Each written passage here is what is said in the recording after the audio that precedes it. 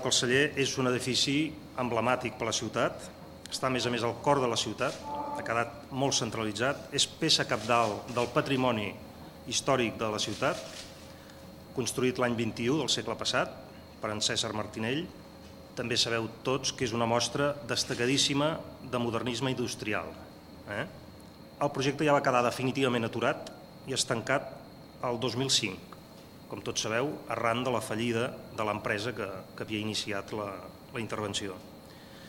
I fins avui ha restat com tots sabem, és a dir, tancat, ballat, amb un estat que, tot i no ser d'abandonament, donava de vegades la imatge.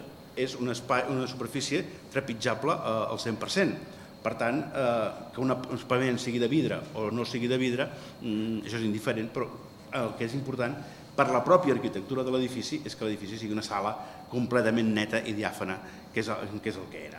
I aquesta és la vista des del cantó de dalt, on evidentment les parts conservades de raïls, vagonetes i d'això es restauren i s'integren in situ completament.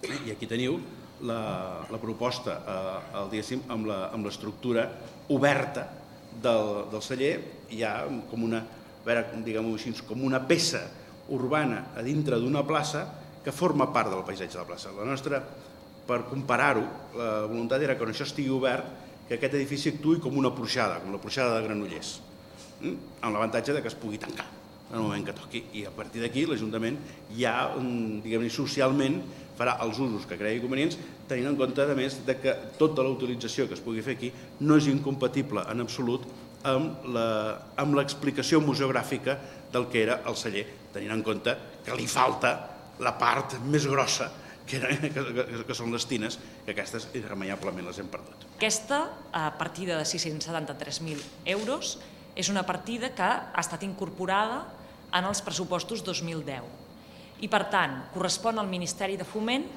la licitació.